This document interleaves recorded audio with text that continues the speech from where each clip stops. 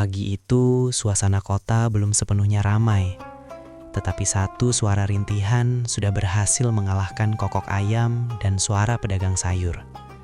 Abu Nawas berjalan sambil menutup pipinya. Langkahnya pincang bukan karena kaki, melainkan karena setiap denyut giginya terasa seperti palu yang memukul dari dalam kepala. Wajahnya kusut, matanya merah kurang tidur, dan setiap orang yang berpapasan ikut meringis melihat ekspresinya. Tidak ada yang tahu, hari itu bukan hanya gigi yang akan tercabut, tapi juga akal sehat seorang tabib.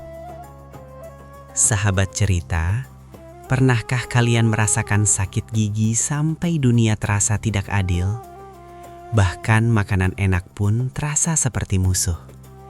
Kisah kali ini bukan sekedar cerita lucu, tetapi juga penuh sindiran halus tentang kecerdikan, kesabaran, dan kebiasaan manusia menghadapi masalah.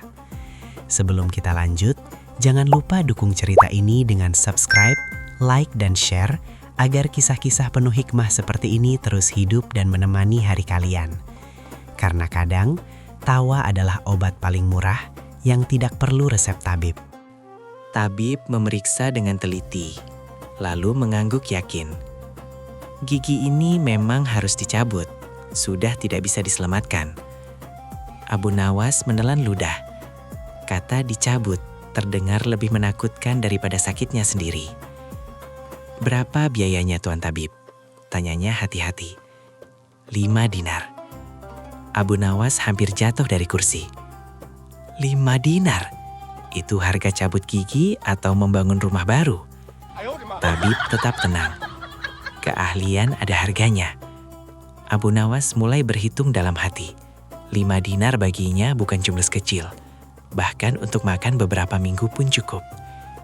Namun denyut di pipinya kembali menyerang. Aduh, baiklah, cabut saja. Lebih baik miskin daripada mati kesakitan. Tabib mengambil sebuah tang besar dari meja. Kilau logamnya membuat Abu Nawas langsung menegakkan badan. Itu alat cabut gigi atau alat memperbaiki gerbang kota? Tanyanya gugup. Tabib tidak menjawab. Ia hanya berkata, buka mulut. Abu Nawas menarik nafas panjang, seperti hendak menyelam ke laut dalam. Orang-orang yang menunggu di luar mulai memperhatikan dari jendela. Tang perlahan mendekat. Dan saat menyentuh gigi, teriakannya menggema ke seluruh pasar.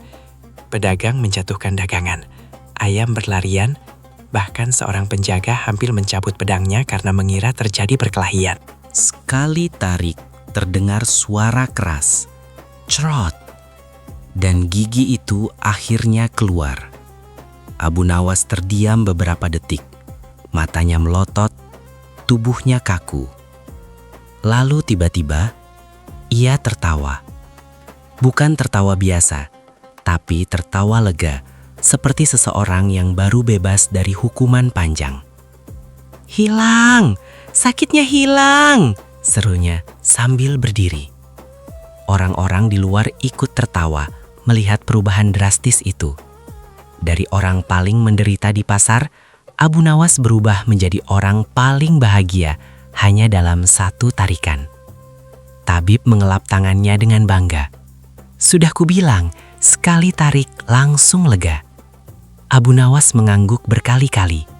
Ia merasa dunia kembali indah.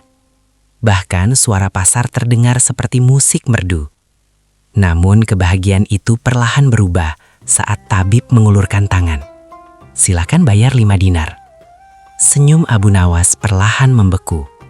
Ia mulai merogoh kantong kanan. Kosong. Kantong kiri, kosong. Ia bahkan mengecek lipatan bajunya berkali-kali, seolah uang bisa muncul karena kasihan. Waktu terasa lama. Tabib mulai curiga.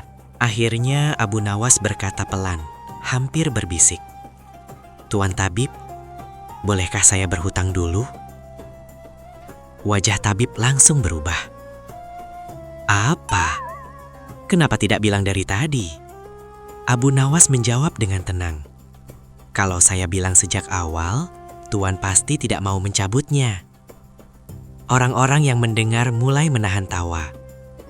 Tabib menghela napas panjang, mencoba menahan kesal. Ini bukan cara yang benar. Abu Nawas mengangguk serius. Benar, tapi sekarang gigi saya sudah keluar.